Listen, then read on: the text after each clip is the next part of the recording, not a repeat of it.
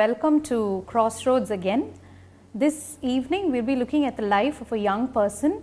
He could be just one like you, and I'm going to read about a story from the Bible, which is seen in Genesis chapter 37 verses 1 to 11. This is the account of Jacob. Joseph, a young man of 17, was tending the flocks with his brothers, the sons of Bilhah and the sons of Zilpah, his father's wives. And he brought their father a bad report about them. Now Israel loved Joseph more than any of his other sons, because he had been born to him in his old age, and he made him a richly ornamented robe for him. When his brothers saw that their father loved him more than any of them, they hated him and could not speak a kind word to him. Now Joseph had a dream, and when he told it to his brothers, they hated him all the more. He said to them, "Listen to this dream I had. We were binding sheaves of grain out in the field when suddenly my sheaf rose and stood upright, while your sheaves gathered around mine and bowed down to it." His brothers said to him, "Do you intend to rule over us? Will you actually rule over us?" And they hated him all the more because of his dream and what he had said. Then he had another dream, and he told it to his brothers.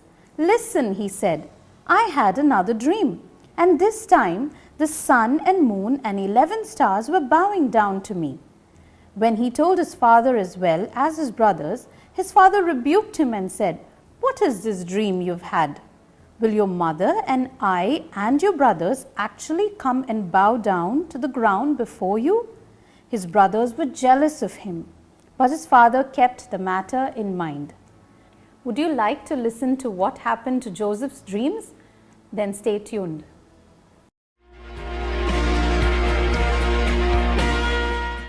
Hello and welcome back to Crossroads, and I hope and believe you enjoyed last week's program, and I hope it clarified some things in our minds. Well, this week I have entitled this talk as "Till Dreams Come True."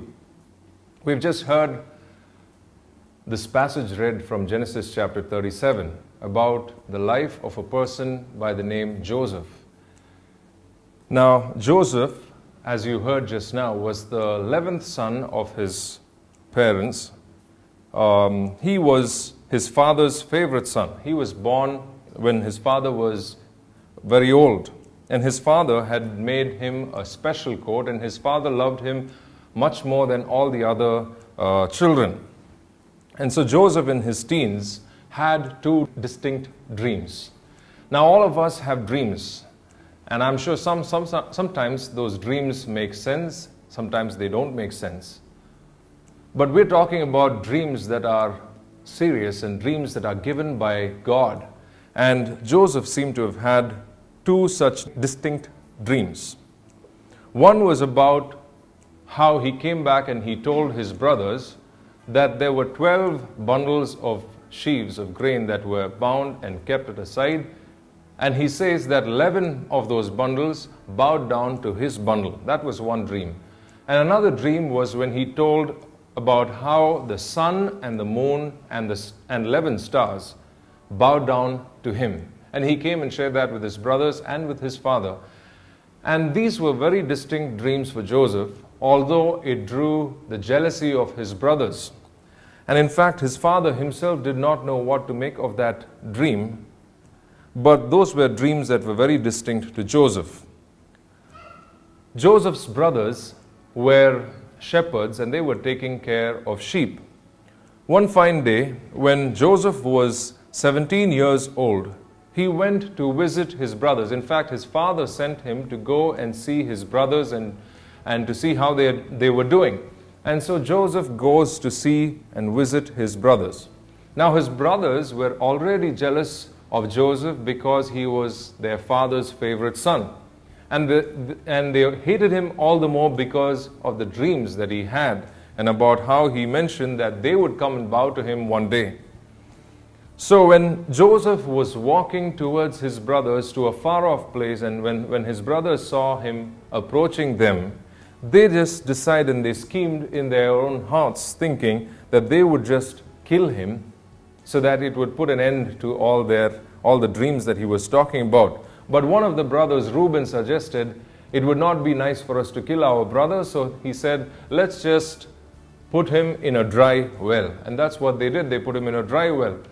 And within a few moments, they saw a few traders who were going to the land of Egypt to sell their wares, and they were traders. And so they were passing by, and so Joseph's brothers thought that it would be good for them to sell Joseph off to those traders as a slave. And so they sold Joseph for 12 pieces of silver. Now, if you read on through the rest of the story of Joseph, in the following chapters in Genesis chapter 37 to right up to Genesis chapter 50, it talks about the life of Joseph. If you read the life of Joseph, there are two things that you will understand, that there are two major truths that come through from the life of Joseph. One of the things was that God was with Joseph. That's one thing that comes through. It's mentioned there. And another thing that we also see, which perhaps is not mentioned, but we come to know as we read about his life, is that Joseph was with God as well. So God was with Joseph. Genesis chapter 39 and verse 2.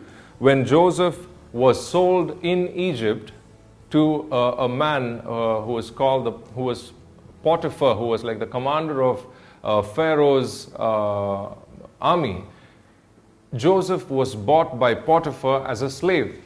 And this man, Potiphar, found that God was with Joseph, and therefore he entrusted all responsibilities to Joseph. And he made sure that Joseph was taking care of his entire household. He was like the steward in the house. And especially, it says over here in chapter 39, that Potiphar, the master who bought Joseph, found that God was with Joseph, and therefore he entrusted all responsibilities to Joseph. Even others were able to see that God was with Joseph. And later on, we read in the book of Acts in the New Testament, chapter 7 and verse 9, recollecting all those things that happened in the history of their ancestors, Stephen in his preaching says, the patriarchs were jealous of their brother Joseph, and they sold him to be a slave in Egypt. But God was with him and rescued him from all his troubles. And God gave him favor before Pharaoh, king of Egypt. God also gave Joseph unusual wisdom, so that Pharaoh appointed him governor over all of Egypt and put him in charge of the palace. You see, once again, it's mentioned about Joseph that God was with Joseph. And because God was with Joseph, it says Joseph found favor in the sight of people. Not just that, it also says that God blessed Joseph with unusual wisdom that others did not have. And he was also put in charge of the entire palace. So, after Joseph was sold to Potiphar, and Joseph was doing fine over there, and for offenses or crimes that he had not committed, he was then later on thrown into the prison. We'll come to that in a while. And when he was thrown into the prison, even there in the prison, you find that the prison guard, the jailer, the chief in charge over there, found that God was with Joseph. He saw that there was something special about this man, Joseph. And so he entrusted all the responsibilities into the hands of Joseph. And in fact, Joseph was like in charge of all the prisoners in that prison. So that's one thing that comes through from the life of Joseph. It was not easy. The rise, later on you see at the end of the life of Joseph, you see that Joseph goes on to become the prime minister of that land of Egypt. But things did not come easy. There were some frustrating moments in those waiting years. God had given him a dream when he was a small boy, when he was only perhaps 17 years old. And then he was just like sold off into a foreign nation. And later on we see that he goes on to become a leader in that nation. So how did it all come to pass? How did it happen? What was the reason, or what is the secret of all these dreams coming true? Now, one of the things that I see when I read about the life of Joseph is that Joseph was a man of spiritual integrity. What do we mean by integrity? What do we mean by spiritual integrity, especially in modern day world? We find this quality missing in the lives of people. Integrity is something that we find missing in the life of people. Joseph was 17 years old when he came to Egypt. He was all on his own. He was in a faraway country, far away from his parents, far away from his brothers. There was no one around him who knew him. It was a new place that offered a lot of fanciful things. I mean, it was like a person from a small town or perhaps a village going to a big city where all the sins of the world and things are there that could easily lure them. Perhaps, there was nobody to monitor him. There was nobody to question him. Perhaps there was no curfew. There were no parents to tell him what to do, what not to do. There were nightclubs and wild parties, new gods and a new culture. In fact, Joseph could have actually got a culture shock because things that happened in Egypt were way different from the way things happened in his own hometown. But you see that Joseph was not shaken by any of those things. Nothing seemed to have affected Joseph. I believe it was because he knew who he was in the first place. He knew that he was a child of God. He knew that he belonged to the God of Abraham, Isaac, and Jacob. He knew that he belonged to God's people, God's covenant people. How do we know that? How do we know that Joseph knew this God, the God of Abraham, Isaac, and Jacob? Well, I'm believing that he must have surely heard his father narrate stories of about his great-grandfather Abraham, who had an encounter with God, who was one of those first converts, and he came to know about this living God. Abraham gave up worshipping all those idols in Ur of Chaldees. That was the place that Abraham came from. He gave up all those idols and he started following this God who spoke to him, who told him that he would give him a nation that would be prosperous. And so I'm sure Joseph must have heard about the stories of Abraham having an encounter with God. And I'm sure Joseph must have heard the story of his own grandfather Isaac, about how Isaac was born to Abraham when Abraham was 100 years old, about how God had fulfilled this promise to Abraham. And that was a miracle child. And I'm sure Joseph must have heard about all of this. And I'm sure faith was passed on to the next generation. So Joseph definitely knew the God of Abraham, Isaac, and Jacob. And so even if he was in a foreign nation, Joseph feared God. Now, young people generally love to explore the world. When they especially get into a new place, they love to explore the new place. They love to copy the practices and the customs of the world. They love the freedom that they've newly found. And they want to experiment everything that was forbidden to them. But Joseph was not like that. Joseph feared his God. He seemed to have stayed away from all those things. And he says he worshipped and he feared his own God. Genesis chapter 42 and verse 17 says, when he faces his brothers, his evil brothers who sold him off as a slave to those traders, later on, many years later, come back and meet him. And at that point, when he meets his brothers, he says, I am a God-fearing man, and so I am not treating you badly. He was a man of spiritual integrity. He did not trade his spiritual qualities with the things of this world, and he did not give up the fear of God with which he grew. So he was a man of spiritual integrity, no matter where he was. The second thing that I see about Joseph's life is that he was a man of moral integrity as well. Spiritual integrity is good, but you also need moral integrity. Joseph overcame temptations. He demonstrated the purity of the soul, even when a woman, he was working in Potiphar's house. And I just mentioned that Potiphar had entrusted all the responsibilities in the house to Joseph. Potiphar knew that God was with Joseph, and therefore he just committed everything into Joseph's hand. But you read in those passages that Potiphar's wife, that is Joseph's master's wife, found that Joseph was a handsome man, and she tried to seduce him. She tried to often trouble him. And in fact, one fine day she seems to be saying, there's no one in the house. I've sent all the servants out of the house. Come to bed with me. I mean, this was like an opportunity for Joseph. But though Joseph was a young man, it says over here that he feared God. That's what we saw. That was the first thing we saw about Joseph. And because he feared God, even though there was no one around in the house, Joseph says, he tells the woman, he refuses. He says, no, I can't do this because my God is here. Joseph realized that his God was there in the house even if there was no one in the house. He says, how can I do such an evil thing before my God? Now we believe in an omnipresent God, a God who is present everywhere. We believe in a God who is omniscient. He knows everything.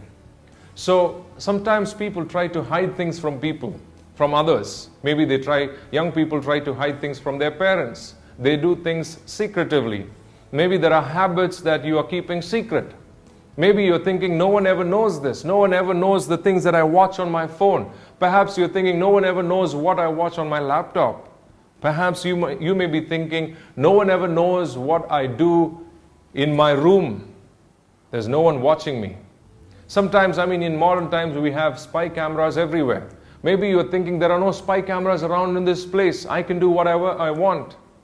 Well, Joseph realized that whether there were spy cameras or not, whether there were people watching him or not, when there was no one in the house, there was this lady who was trying to seduce him. Joseph says, how can I do such an evil thing before my God? Joseph was able to clearly say no to those evil, sinful deceptions of that woman. He refused and said no because he knew God was watching, even though no one was around. Joseph was a man of character. He learned to say no to evil. Some of you, you need to learn to say no to evil. We easily give in to the pressure of our friends, maybe. We easily give in to all the lies of the enemy, by the devil, that there's no one watching you. We need to realize, even if no one was watching, even if there are no spy cameras around, we need to understand that we worship a God who is all-knowing, a God who is present everywhere, and therefore He definitely knows what we are doing, even in secret. Be aware that God is always watching you. Nothing is hidden from His sight. So Joseph was a man of spiritual integrity. He was a man of moral integrity. We also find from the life of Joseph that Joseph was a faithful man. At Potiphar's house, that was the first place he started working. The master saw that God was with him and quickly put Joseph in charge of the entire household and entrusted him with all his business dealing. Potiphar found him to be trustworthy. Joseph was a trustworthy person. Are you a trustworthy person? Are you a faithful man or a woman? Are you faithful to God? Are you faithful to your spouse, to your husband, or to your wife? Are you faithful to your parents? Are you faithful to your teachers? Are you faithful to your work and employers? Faithfulness is something that we find as a wonderful quality in Joseph. At the prison, the Lord was with Joseph there too, it says. The chief jailer put Joseph in charge of all the others and over everything that happened in the prison. He was in the prison, and even in the prison, he was found faithful. And therefore, the jailer was able to entrust responsibilities to him, since he found him to be trustworthy. He faithfully carried out his duties. Faithfulness with money. Faithfulness with resources that are entrusted to us. In modern day world, there are so many ways and so many rules and regulations that people can tweak. But the question is, are you faithful? Will you be faithful? No matter what others do. Joseph was somebody who did not care what others did. He knew who he was, and he knew that his God was watching him, and therefore he wanted to be faithful. There could be a lot of people who are doing unfaithful things around you.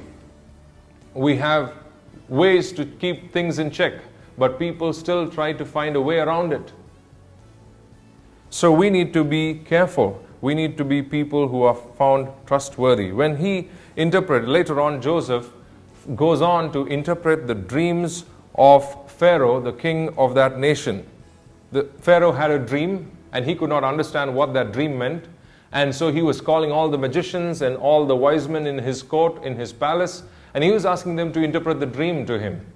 but none of them were able to interpret the dream. And then finally they found that Joseph was somebody who is good at interpreting dreams, and so they called Joseph from the prison, and Joseph comes and he interprets to the king that dream that he had, and he tells them that there's a famine coming and you need to prepare for the famine. You need to store up your grains in the barns, in the storehouses before the famine comes, so that you will be able to survive the famine. So when Pharaoh and the king of that land found that that was the dream that he had in his sleep, and that the dream's interpretation was satisfactory, he said, let me just make somebody as an in charge to take care of all the collection of food and storing up of food. And then he said, Joseph is the right person. I find that there is special wisdom. I find that God's presence is there with him, and he seems to be a faithful man. So let's appoint him.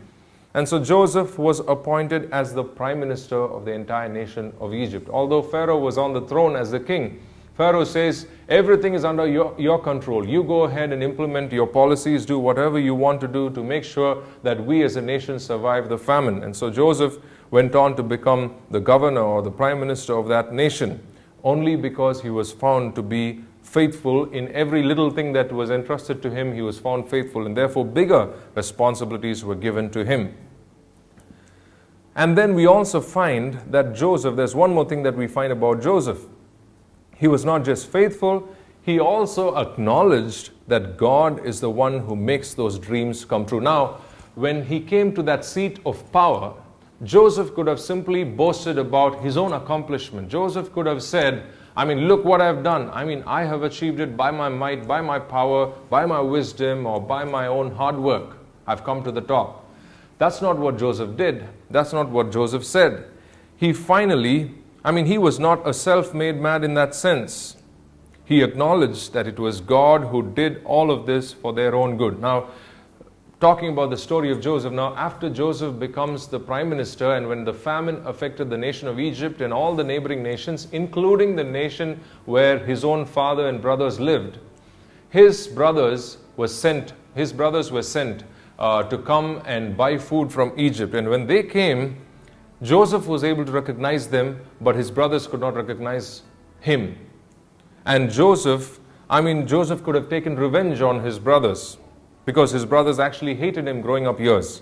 But Joseph does not take revenge, and he says, although you meant it for evil to me, he says, God turned it around for the good. And so Joseph was able to acknowledge that God is the one who makes those dreams come true.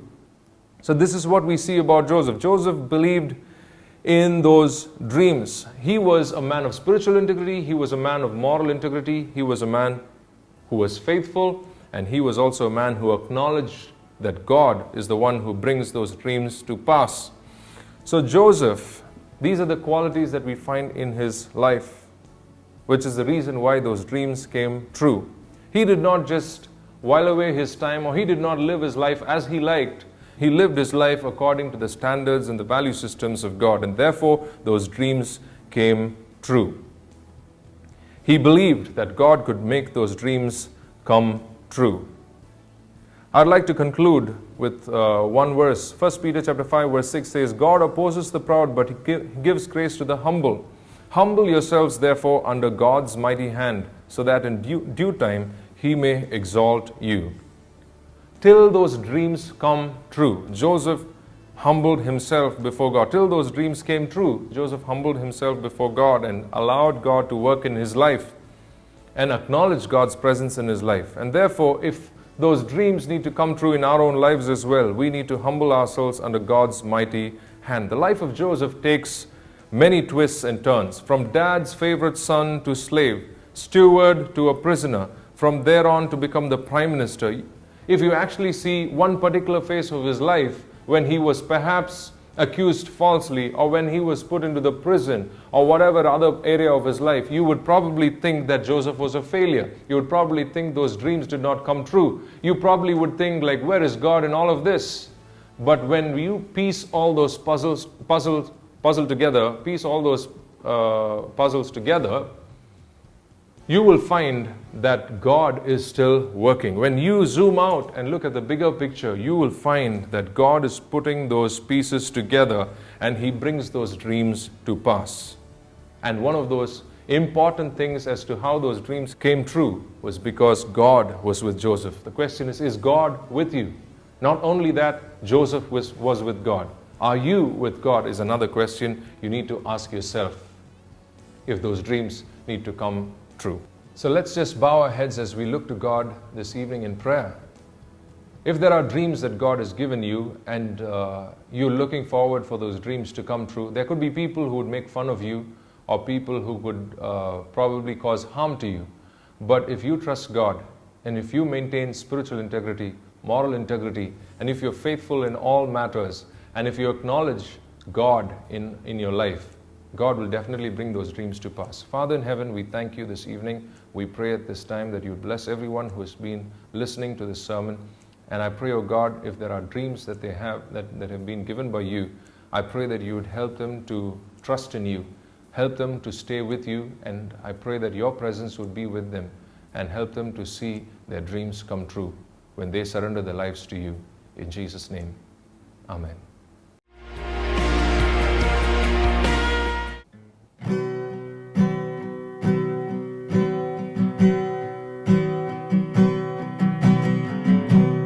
Everybody falls sometimes.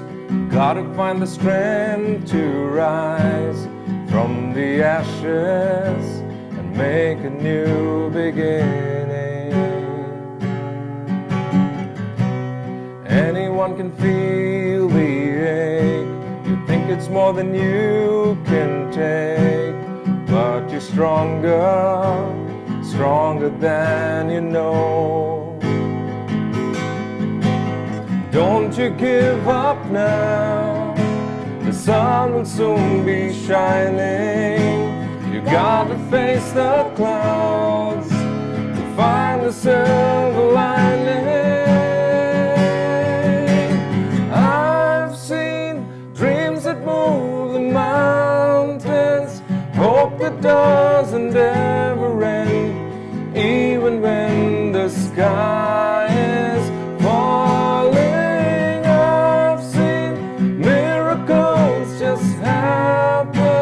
Silent prayers get answered, broken hearts become brand new. That's what faith can do.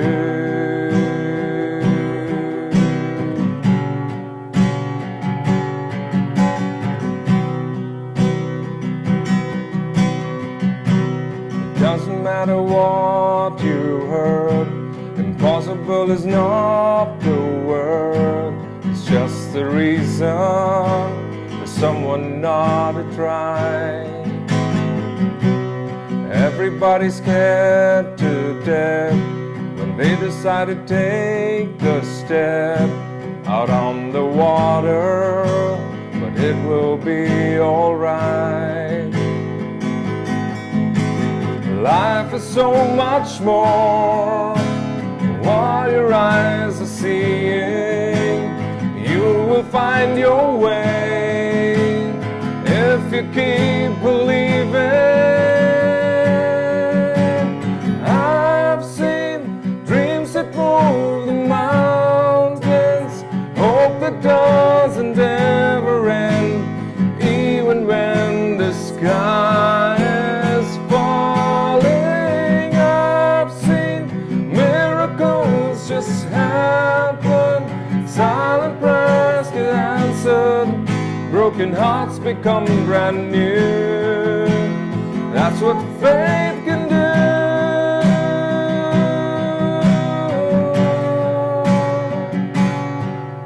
Overcome the odds when you don't have a chance.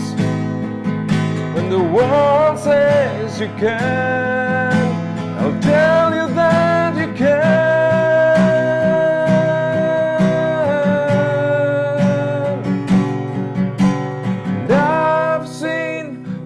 That move the mountains, hope that doesn't ever end, even when the sky is falling. I've seen miracles just happen, silent prayers get answered, broken hearts become brand new. That's what faith can